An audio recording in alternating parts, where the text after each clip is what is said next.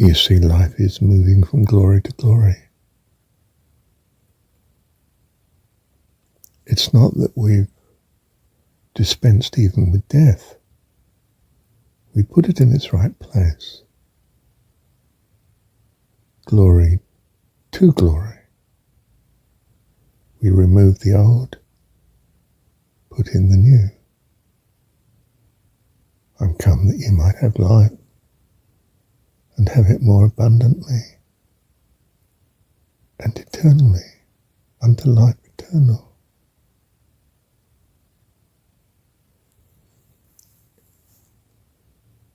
Do you see, I've marshalled the opposites. I put them in the right order. The right order is life eternal. We remove that which is inferior to what we can now have. But we can't have it in the same space without removing what was. So we move from glory to glory. This is what living is. And it's joy. And the constant repetition of such gives faith and trust, deep inner peace. You see, I have lived and you have lived to the age that you are. You've experienced a long succession of life becoming life, becoming life, and you're still alive.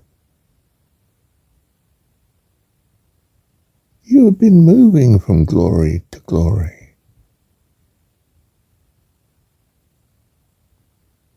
We're not moving towards death.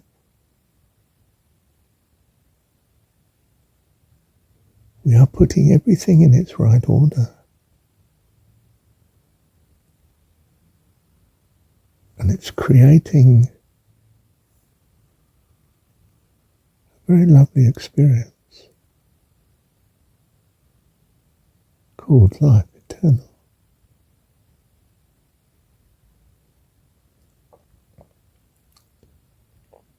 It is what God has conceived out of the chaos. What you saw as the void, He has made a universe of stars and planets and life forms like yourself.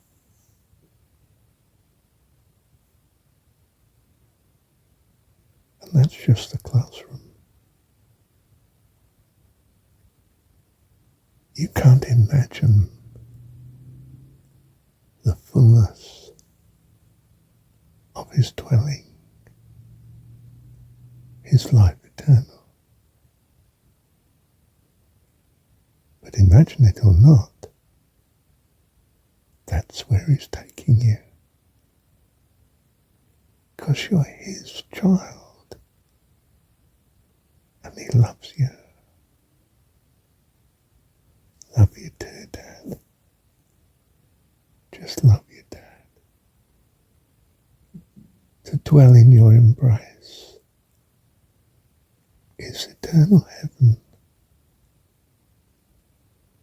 Your company is everything to us. Thank you, Dad. You see, you put this childhood behind you. You call it death because you can't visualize the adulthood, the next step. But it's very necessary to experience adulthood that you put the childhood behind you. Each stage of the childhood, that you might have the next, that you might grow into life eternal. He's bringing up kids. Trust him. He's your dad. Thank you, Dad. Living is life and death and life, all in its right order. In ascending order, of course. That's what gives joy. I can't have a new idea without it eclipsing the old. I can't have the notion that this person is good for me if I hang on to the old view that this person is bad for me. And I wish to move towards whatever is bringing the better, the improvement. The first thing a builder does is he clears the land. He doesn't go in there and build on top of the forest. He clears it. May even clear the land itself, dig a hole, put deep foundations in. Or ram something so firm into it that he can take control of it and use it. He uses the ground as support for the piles he drives in, which he's going to use as foundation. Do you see? Life is change. Change is removal of the old for the new, transforming it. It's no longer what the old was. It's gone. It's died into an experience of being past. And the further past it is, more or less, the less vivid it is in your mind.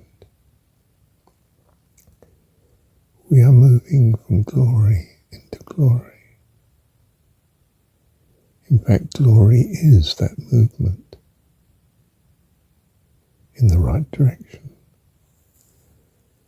So I'm not, as the Buddhist, seeking some equanimity of neither hot nor cold, of neither joy nor sorrow.